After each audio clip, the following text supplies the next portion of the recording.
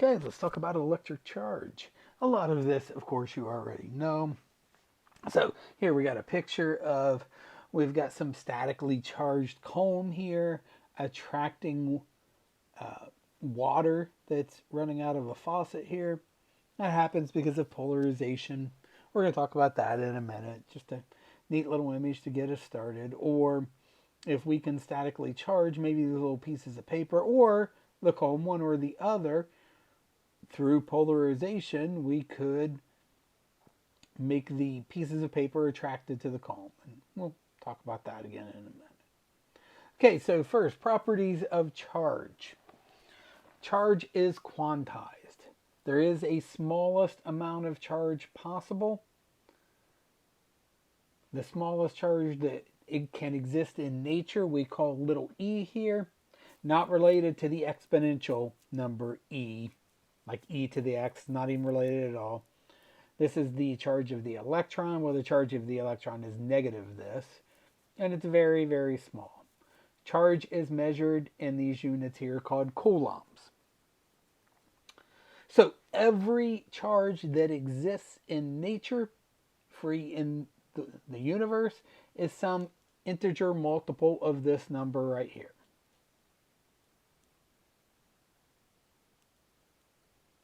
Charge is conserved. In the universe, the amount of charge in the entire universe we believe to be zero. And any closed system where you're not letting things move in or out, the total charge you have in that system will remain the same as long as you don't let things move in or out. And as I said, the SI unit is the coulomb, capital C. Okay, and we know what atoms look like. We have a positively charged proton or nucleus in the center of our atom.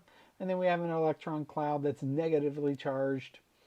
And for non-ionic atoms, the total charge is 0. So that's a hydrogen atom there. We got a proton in this electron cloud. And the proton has exactly the same charge as the electron, just opposite. So we know a lot of this. We know we have positive and negative charges. We know positives or likes repel and opposites attract. And we're going to talk a lot later about electric forces and the electric field. Okay, so we have these two different basic kinds of materials. There are more than this. There are things in between these. But for now, let's just talk about conductors and insulators.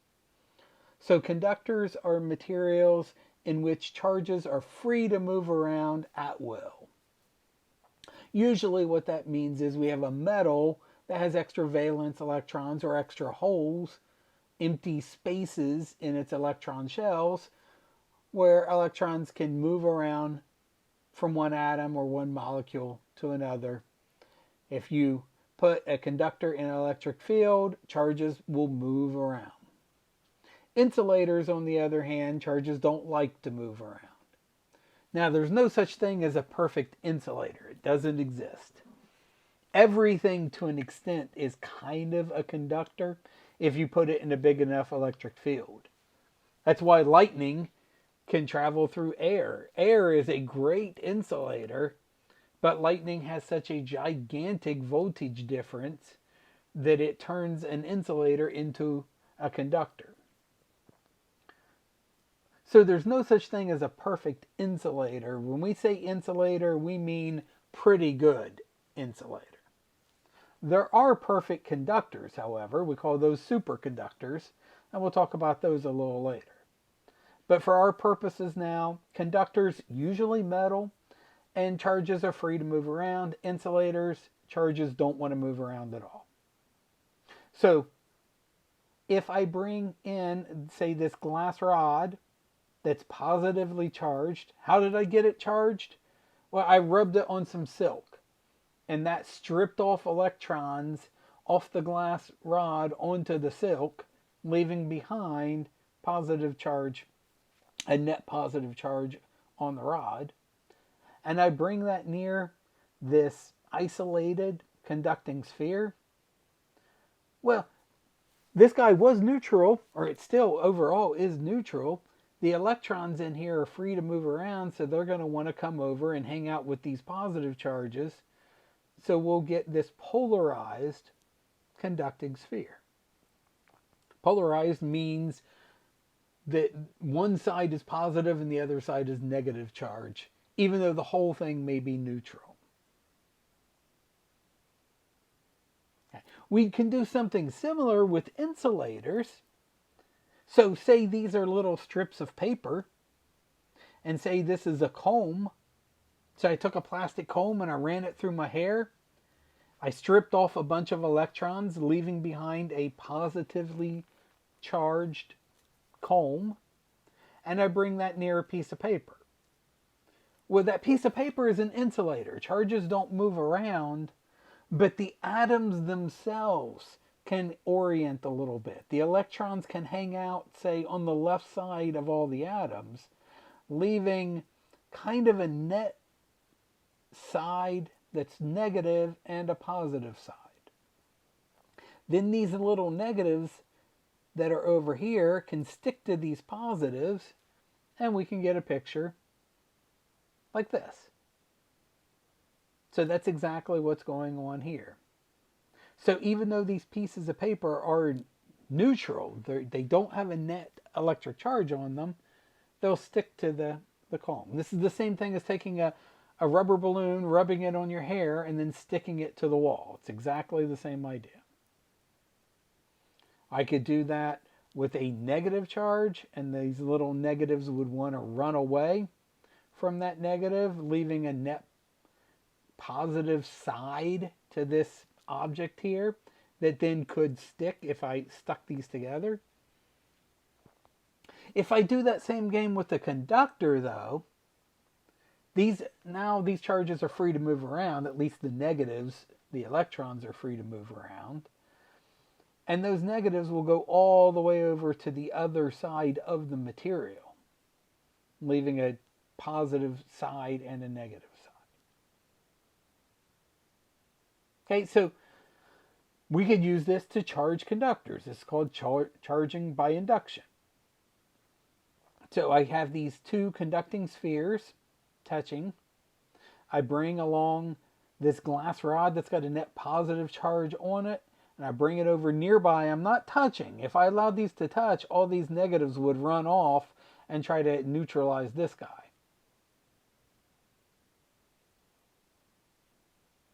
I mean, we could do that, and that would leave a net positive charge, but that's not our goal here. So I just bring it close by. The negatives from everything here run over, and they want to hang out with these positives, leaving this side positive and this side negative. Then I could separate these, just physically separate these two spheres, leaving this conducting sphere with a net positive charge and this one with a net negative charge. Then I take my glass rod away, and these will redistribute. If I separate these guys completely, then these negatives will spread out evenly, and these positives will end up spread out evenly because of negatives moving around.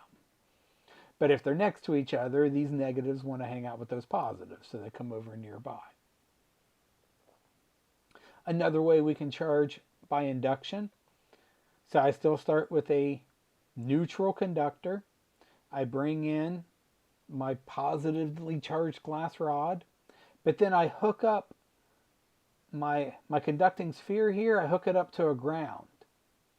The ground is a great conductor because it's got so much water in it. Literally ground, literally earth. You take a rod, stick it down in the earth.